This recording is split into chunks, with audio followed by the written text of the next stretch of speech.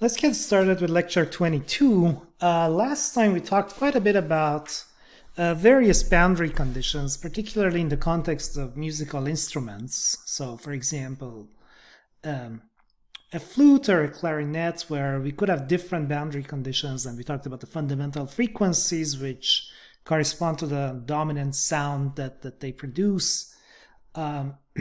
We had expressions for higher harmonics, other standing wave frequencies that are supported by, let's say, a tube of a given length and certain boundary conditions, and we had a little bit of practice. So today the plan is to first talk a little bit more about interference in one dimension, and then talk about interference in higher dimensional situations. So one example for interference in 1D that we've seen it was really two counter-propagating sinusoidal waves, right, traveling in the opposite direction. And we worked out the math basically by writing the sum of these sines as a product of a sine and a cosine. We managed to find kind of the general expression for a standing wave. We had a position-dependent amplitude. It gave us the position of the nodes where you always get destructive interference. And we also found the time dependence, which was a factor cosine omega t. So we've done one particular example. We simplified that calculation a little bit in the sense that we set the phase constants to 0. So review of a standing wave. Basically what we did is if D1 is, let's say, A sine kx minus omega t, and D2 is A sine kx plus omega t. So this one is a right mover, right? It's a function of x minus vt. It's moving this way. And this one is a left mover. It's moving this way. It's a function of x plus vt. So we had those, and let's say you have one wave like this moving this way, and there's the other one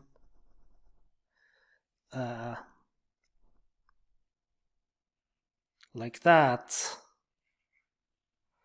moving the other way. So by setting these phases to 0, the assumption is that at t equals 0, they kind of look like this, right? So at x equals 0, let's say that's the x-axis. Each of these displacements is 0, and they're going up if a is positive. And they're in phase, right? The other one also looks the same. So at t equals 0, if you look at the snapshots at t equals 0, they basically look the same, except they're moving in the opposite direction. So so the more general case will be a little bit different, right? There could be like some phase shift. So t equals 0, maybe there's some value, maybe the origin is here. So that just corresponds to some shift of the origin.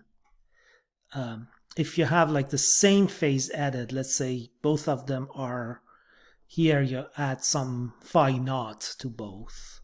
Again, they look the same. They're in phase at t equals 0, but x equals 0 does not give d equals 0. It's just shifted by some amount for both of them. So that's kind of a trivial thing. And then also, if there's some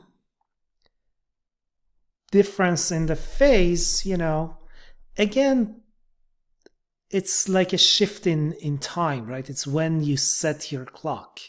Because suppose you have two of them that are out of phase. So maybe this looks like this. Maybe the other one looks like that. So this is shifted forward a little bit. This minimum is shifted forward a little bit. This maximum again is shifted forward here. Sorry, this minimum is shifted here. So this maximum is over here. It's shifted a little bit, but this is moving this way. This is moving that way. So there's going to be a time when they become in phase. So really, in terms of the overall structure of this thing, it doesn't matter that much, right? So what we found is, we found D in this case was 2a sine kx cosine omega t. In the more general case, it's just a shift in the origin of position and the origin of time. So if you have some arbitrary phases here and here, we're going to get 2a sine, let's say, kx minus some x naught. So there's going to be some phase shift here, and cosine omega t minus some t naught. And it's again gives rise to the same pattern of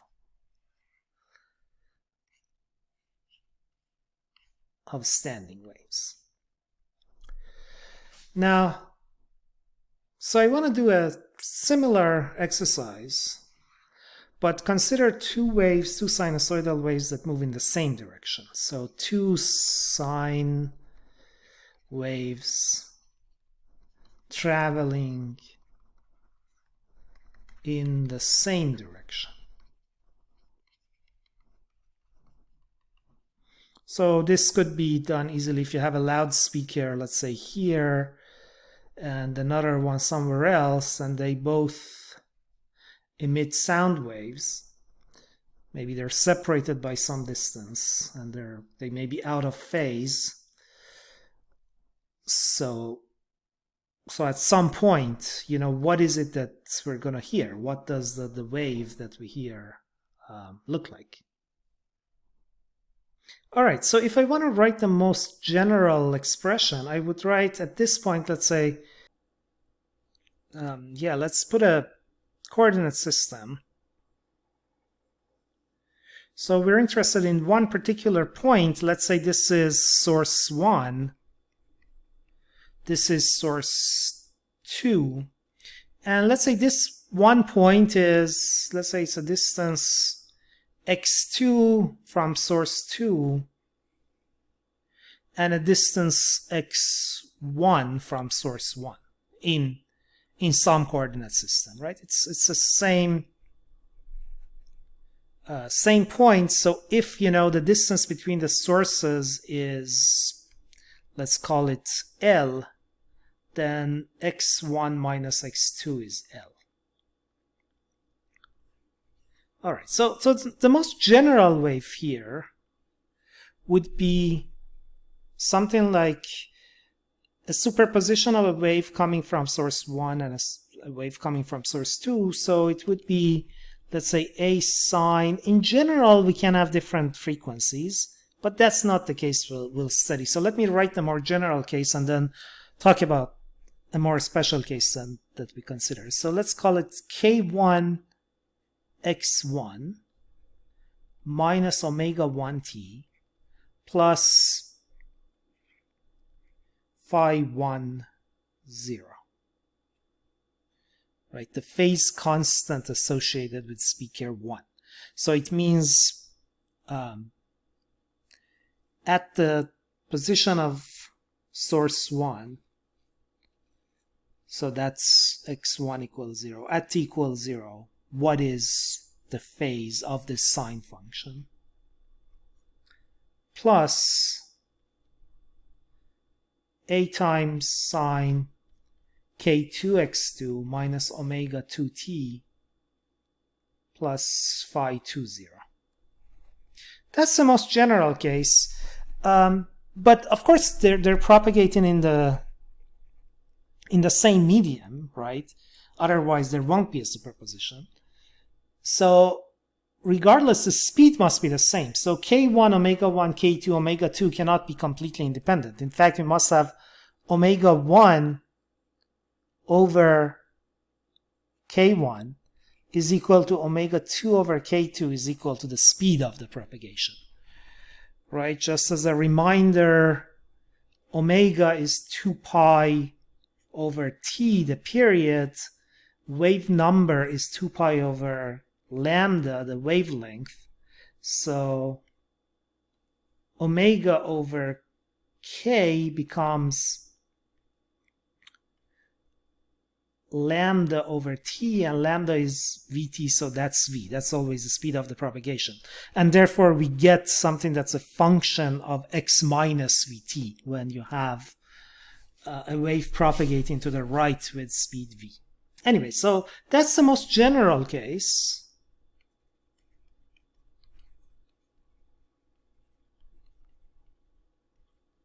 But we will focus on the case with the same frequency.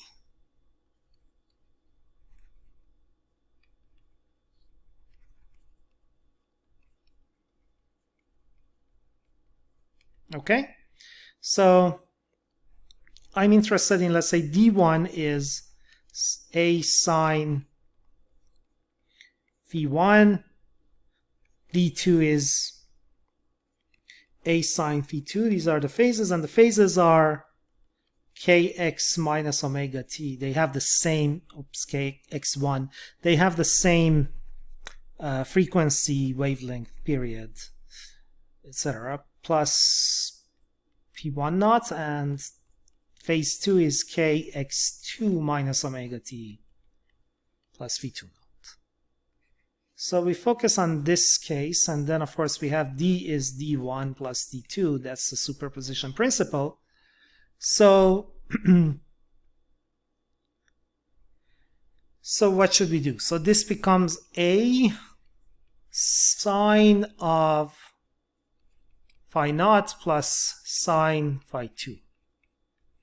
And remember, in the case of the standing wave, we managed to use trig identities to write the sum of two sines as a product of a sine and a cosine. So we want to play the same game here. We want to write this superposition as a product, because once you write it as a product, it becomes much easier to identify the places where we have constructive and destructive interference, and kind of better understand the general pattern that emerges from the superposition of these waves that are emitted from different sources. Okay, so the trig identity that I want to use is, there is this identity for the sum of two sines. So sine phi 1 plus sine phi 2 is, in general, for any phases, twice sine of phi 1 plus phi 2 over 2 cosine phi 1 minus phi 2 over 2. Right, the reason is quite simple, right? So you can write phi 1 as phi 1 plus phi 2 over 2 plus phi 1 minus phi 2 over 2. And you can write phi 2 as phi 1 plus phi 2 over 2 minus phi 1 minus phi 2 over 2. And then if you use the equations that we used before, like sine of x plus y is sine x cosine y plus cosine x sine y, and sine x minus y is sine x cosine y minus cosine x sine y. We see that sine of x plus y plus sine of x plus x minus y, these terms cancel out, becomes 2 sine x cosine y. So now this first term, you think of it as x, this second term, you think of it as y, And this is like sine of x plus y. This is like sine of x minus y because of these relationships. All right, so let's use this trig identity, put it into our superposition. So this is a side remark here. So we use the trig identity for the superposition. So we find D is going to be 2a sine of the average of the phases times cosine of the difference between the phases over 2, where delta phi is just phi 2 minus phi 1. Remember, cosine of x and cosine of minus x are the same thing, so I'm not careful about the sign of delta phi here. Okay, so now, what are these differences? So, yeah, so phi j for j equal 1 and 2, let's just write one equation, was k xj minus omega t plus the phase constant for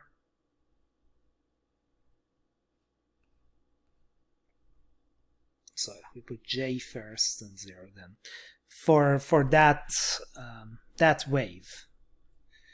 So if I add these, I find the average of x's, right? I find the average of phase constants minus omega t. You add 2 of it and then you divide by 2, so that doesn't do much. So it's going to be k x average, which is just x1 plus x2 over 2 minus omega t plus phi naught average times cosine delta phi over 2, where again x average is just x1 plus x2 over 2, and this is the average phase constant. Right, so if you have a source here and you have a source here,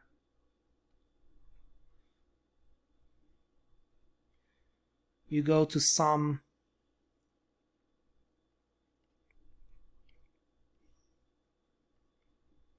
point and you want to see what is the superposition. It's this product. It basically looks like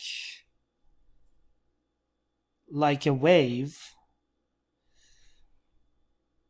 That's kind of the average position, so halfway between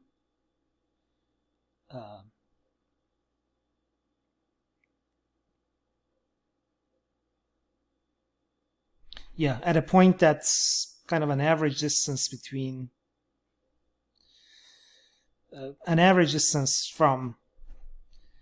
is at a point that's at an average distance from the two sources, right? Its position is x1 plus x2 over 2, right? So it's you take x1 plus x2 over 2, it's going to be here, right?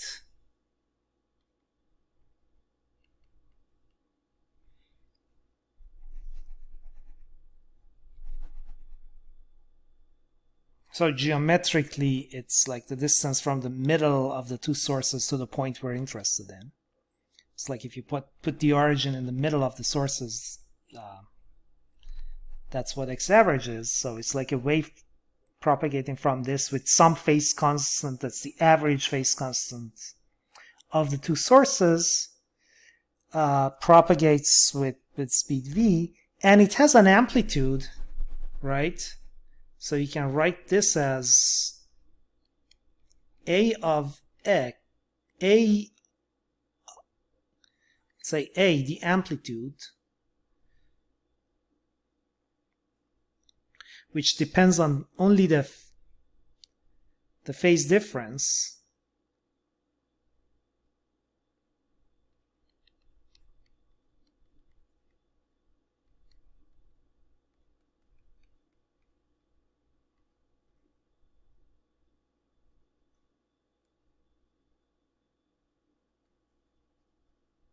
I just put the let's put the average as superscripts, not as subscript. Now, what is this? Well, it's just 2a times cosine delta phi over 2. And what is delta phi? So let's write it. It's going to be k x2 minus x1 over 2 plus phase constant for the first one minus the phase constant for the second one minus the phase constant for the first one over 2. Right, the omega t term cancels out when you take the difference between these phases.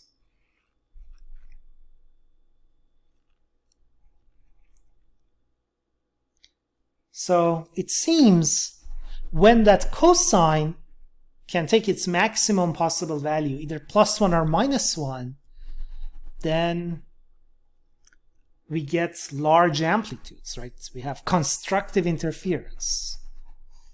And when that cosine is 0, so at positions where that cosine is 0, then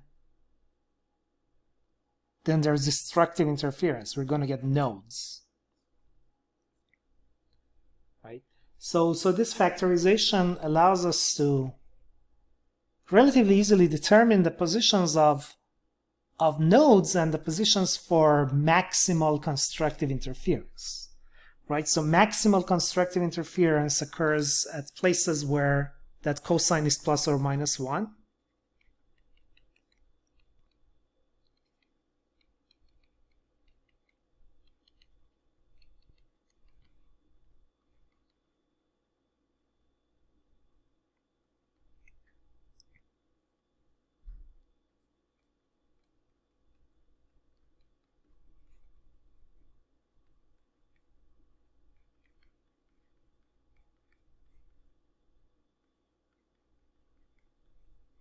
And destructive interference occurs at places where that cosine is 0.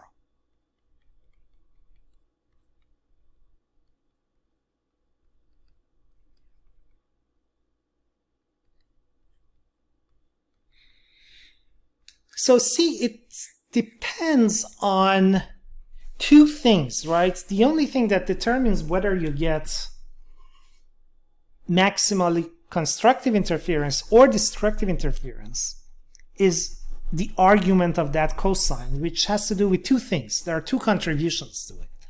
One is the difference between the phase constants of sources. So if you go at the position of the source at the same time, right, and look at the oscillations that they're producing, are they in phase or are they out of phase? Right? So when one is up, is the other one down, or they're both up together? Or maybe one is up at the same time the other one is 0 at the position of the sources. So this term, the difference between phase constants, has to do with just what the sources are putting in, and at the position of the source, you know, how the oscillations look like, how do they compare. But there's this second term which has to do with the distance traveled, in particular with the difference between distances traveled, right? So again, this is source 1 here, this is source 2 here, and if I'm interested at this point here, so that distance is x2, this is x1,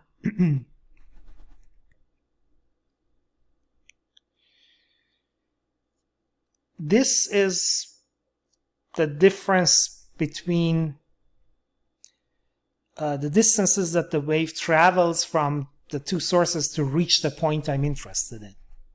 So that also makes a contribution to the phase difference and gives rise to what type of interference we get.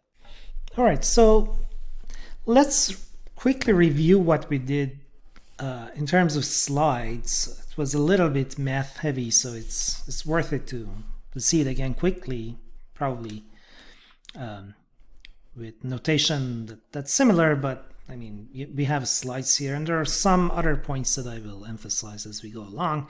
So yeah, so that's the setup we studied, right? We have two sources. We want to look at the interference at one point, that's distance x1 from one source, x2 from the other. And basically, so we wrote the general equation for each of these with some phase constants, different k and omega, so the assumption is that the frequencies are the same, and we want to look at the superposition, right? So we did the math here. So the situation where we get this maximally constructive interference, where we have the maximum amplitude, is basically when you look at these two waves, right, away from the two sources, at every point they're in phase, right? When one is up, the other one is up, right? That's physically what happens when you get constructive interference. And what we just found using the math is that happens if cosine of the difference between the argument of these signs, of the difference between phases over 2 is plus or minus 1, right? So we should think a little bit about like what that means about the difference between the phases, but basically the difference between the phases determines whether we get it. And then there's destructive interference, which happens when the waves are out of phase. When one is positive, the other is negative. When one is like at its maximum positive value, the other is at its maximum negative value, and the waves cancel each other out when you look at the superposition. That's when that cosine is 0, cosine of delta phi over 2 is 0. Okay, so that's essentially the trig identity that we use. We find this effective amplitude, 2a cosine of delta phi over 2. All right, so now here's some new information. So thinking about when this happens, when we get this cosine of delta phi over 2 equal plus or minus 1, which gives rise to maximum constructive interference, and when we get it equal to 0, which gives rise to destructive interference. So let's go back to the notes here. So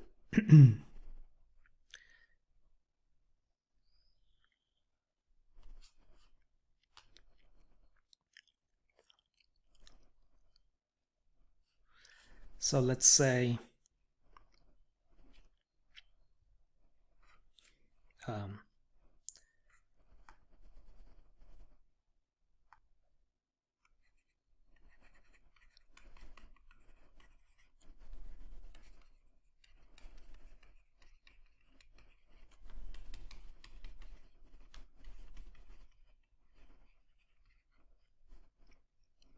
is when that cosine is plus or minus 1.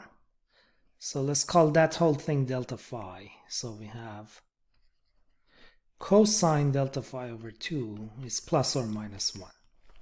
So when does it happen? Well, look at the unit circle. The cosine of an angle is its projection on the horizontal axis. So here and here, right, the cosine is plus 1 here, it's minus 1 there. So what are these angles? Well, here I have 0, I have pi, I have 2 pi, I have 3 pi. If I go the other way, I have 0, minus pi, minus 2 pi. So the idea is that delta phi over 2 is m, which is an integer, times pi, right? And then if delta phi, so that means that delta phi is m, excuse me, times 2 pi. And that makes a lot of sense, right? So we know that 2 pi really doesn't change sines and cosines. So if the difference between the phases is 2 pi for these different waves of superposition we want to find, well, they're the same, and therefore they add up constructively, so that you just double the amplitude and that's it. Okay, so what about destructive?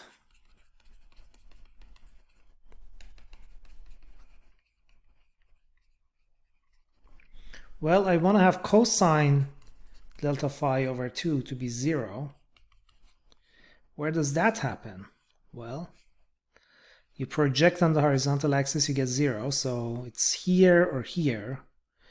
And what is that? That's pi over 2, that's minus pi over 2, that's pi over 2, maybe also pi over 2 plus pi. So it's going to be m some integer plus 1/2 times pi, right? So you can, this is pi over 2, and you can add any multiple of pi to it. So if you go this way, you add a positive pi. If you go that way, you add a negative pi. But m is any integer. It can be plus or minus integers. So that implies, if I multiply that by 2, that delta phi is now m times 2 pi plus pi. So m times 2 pi again doesn't do anything. It's a very benign thing. Any multiple of 2 pi doesn't change sines and cosines. And a shift of pi, so if you have 1, right, we know that from here to here over one full cycle you add a phase 2 pi. So half of it is going to be this much. So something that's shifted by pi will look like that, right? Let's take this point and bring it over here. And that's precisely the opposite of that. So d1 is minus d2 in this case. And the waves cancel each other and we get nothing. We get 0 displacement. Okay, so that's just what we discussed, right? In the case of maximal constructive, delta phi is an integer multiple of 2 pi, and it gives an amplitude that's twice the amplitude of the individual waves. And in the case of destructive interference, the phase difference is, again, some integer multiple of 2 pi plus pi, right? 1/2 times 2 is 1. And that gives 0 amplitude. Now, we discussed that this phase difference can come from 2 sources. One is just the difference between phase constants of the sources. The sources can be out of phase. And the other is due to the distance between the 2 sources, right? Which makes the distance traveled by the wave originating from one source different from the wave that originated from the other. So that path length difference, that delta x, x1 minus x2, that can give rise also to this phase difference. So if you consider 2 sources that are in phase, so delta phi naught is 0, right? So we're considering a very special case where, you know, at the position of the source, when this, you know, you look at the snapshot, this thing is going up, this is going up as well. They look similar. So there is no phase difference between the sources. Then at some point, let's say here, the only phase difference will be due to the difference between the distance traveled, right? Now, we're saying we're going to get constructive interference when the difference in phase, which is 2 pi delta x over lambda, is an integer multiple of 2 pi, right? So let me write a quick note here.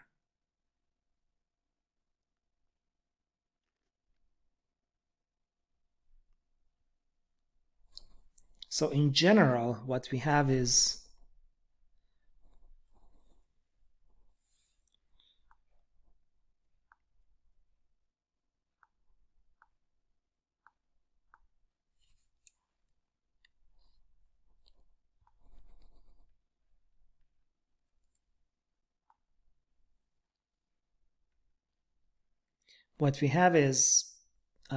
delta phase if this is 0, if there is no phase difference. This is 2 pi delta x over lambda. So when this is a multiple of 2 pi times m, this means that delta x is a multiple of lambda.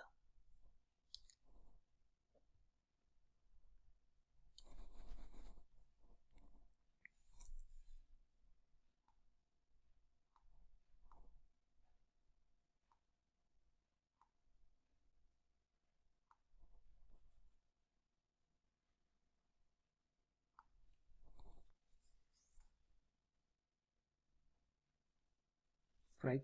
So if the path length difference for two sources that are in phase have a delta of phi naught equals 0 is an integer multiple of lambda, then we get maximally constructive interference. And if that difference is lambda over 2 plus an integer, multiple of lambda, then we get destructive interference, right? Because delta phi is just 2 pi over lambda times delta x. A shift of 2 pi in the phase, right, corresponds to a shift of, or a difference of lambda in delta x. So that's kind of the mapping. So when we say we get destructive interference when delta phi is pi plus an integer multiple of 2 pi, delta x must be lambda over 2, so pi is half of 2 pi, plus an integer multiple of lambda. All right, so that's an example. Let's read it together and then we try to work it out. So it says you're standing in front of two side-by-side loudspeakers playing sounds of the same frequency. Initially, there is almost no sound at all. Then one of the speakers is moved slowly away from you. The sound intensity increases as the separation between the speakers increases, reaching a maximum when the speakers are 75 meters apart. Then the speaker continues to move, then the intensity starts to decrease. What is the distance between the speakers when the sound intensity again is a minimum? Okay, so take a piece of paper. It's going to take some thought, so think about this problem, pause the video as much as you need, and then come back and we look at the solution together. Okay, so initially we're saying the loudspeakers are side by side, they're next to each other, so there's no distance between them. And initially there's almost no sound, even though they're presumably on, because as you move them you start hearing things. So that means that initially when they're side by side, they're interfering destructively. So what does it tell us about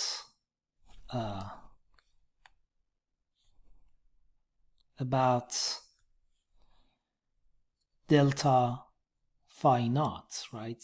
So delta phi naught must be pi or equivalent to pi, maybe pi plus some integer multiple of 2 pi, but that doesn't matter, right? It doesn't make any difference in the displacements, in the sines and cosines. So we know that the phase difference between the phase constants is pi. That's why when delta x is 0, the interference is... Okay, so then what happens? Then we move them, and when you move a distance of 0.75 meters, then the sound intensity increases and reaches a maximum. Okay, so we go from destructive interference to maximally constructive interference as we move a delta x of 0.75 meters.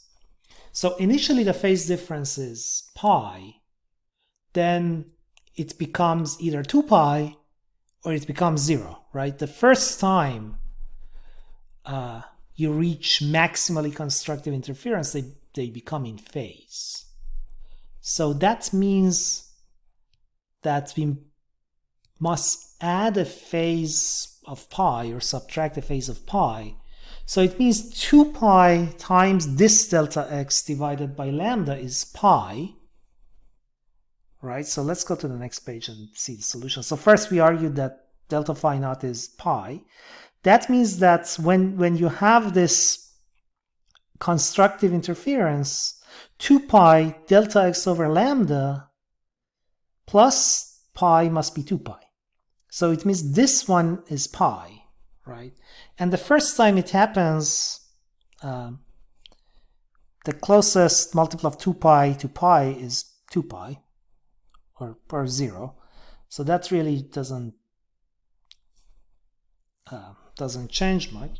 So then delta x, if you want to think about the positive value of delta x, must be lambda over 2. So we get a pi, right? And we add it to pi and we get 2 pi. So if delta x is lambda over 2, then lambda is twice delta x, so lambda becomes 1.5 meters. Okay. Now,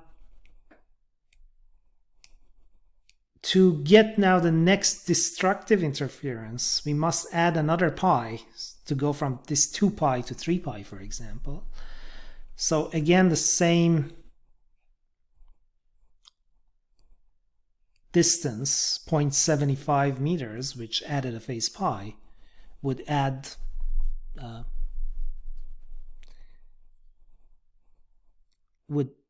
phase pi. So the distance between speakers will be 0.75 plus 0.75, and it's 1.5 meters. All right, so this is a question. So let's read it together, and then please pause the video and try to decide which one's the correct answer. So we have 2 loudspeakers. They emit sound waves with the same wavelength and the same amplitude. And so there's some point here, and the question is, which of the following would cause there to be destructive interference at the position of the dot? Okay. So we know these waves have the same amplitude, same wavelength, and they have the same speed, of course. So if we want to get destructive interference there at the position of the dot, well, right now, what kind of interference are we getting? So let's draw. So if I look here,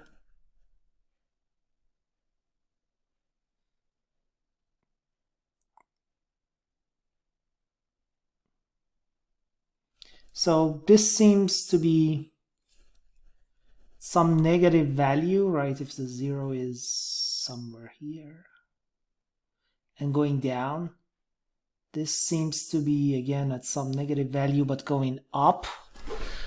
But they're not destructively interfering, right? Both are negative, so they're not canceling out. It's also not a point of maximal constructive interference at this point. It's something in between, right? Even though they seem to have close values, one is going down, the other is going up, so it's not going to have the largest amplitude a little bit later. So this seems to be kind of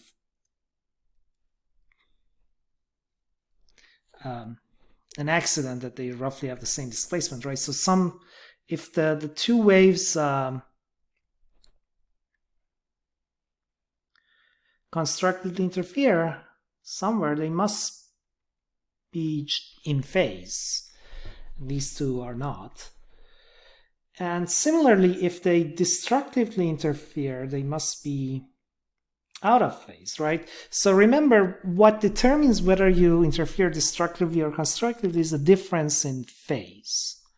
And that has one part that's the difference between the phase constants of the sources, and then there is 2 pi over lambda times the difference between the length traveled from those two sources. And that's independent of where that point is, right? So if I consider somewhere else, maybe here, I add the same value to x1 and x2, so delta x will be the same. Delta x is always, in these one-dimensional cases, the distance between sources. So in 1D, constructive and destructive interference is really a property of the whole thing. The fact that we're looking at one point is not that important. If it happens here, it's happening everywhere, right? So if you have fully destructive interference, you have these waves that are out of phase everywhere. And if they're out of phase everywhere, they're out of phase at that point as well. So right now we have a situation, it's somewhere in between. It's neither destructive nor maximally constructive. And then, so we want to see how much we can move this pattern, right, to get something like this, to get something that's completely out of phase with this. So where, for example, this has a minimum, that has a maximum. Something like that. Right. Okay, so kind of it might be easier to look at this last point here. See, here we have the maximum, we want the minimum. It seems at the last point you have a 0 here. So if we move this way to the left by lambda over 4, right? Remember the distance between the 0 and the first minimum is lambda over 4, right? From 2 zeros we have lambda over 2, that's lambda over 4. Then we get this pattern that destructively interferes with the wave from speaker 1. So lambda over 4 would be half a meter, right? So lambda is 2 meters. So therefore, the correct answer is C, move speaker 2 to the left by half a meter. And we can check that the other ones don't work, so let's go through them. So A says move speaker 2 to the right by 1 meter, which is lambda over 2, right? So that brings this 0 to another 0, right? The distance between two consecutive zeros is lambda over 2, and then you add this 0 to the maximum. They don't cancel out. Move speaker 2. Oh, oops, that was to the. I moved it to the. It doesn't matter, right? You move it to the left or to the right. The distance between two zeros is lambda over 2. So that doesn't work. So yeah, so A and D, where we move by half of the wavelength, don't work. And then let's take a look at B. So it's moving by half a meter, which is a quarter of the wavelength, but to the right. So again, if you move this to the right, at this point you're going to get a maximum. So that maximum gives constructive interference. And yeah, and E is also incorrect because because C, we just showed that works. Okay, that's a good place to stop, so we'll continue this discussion next time.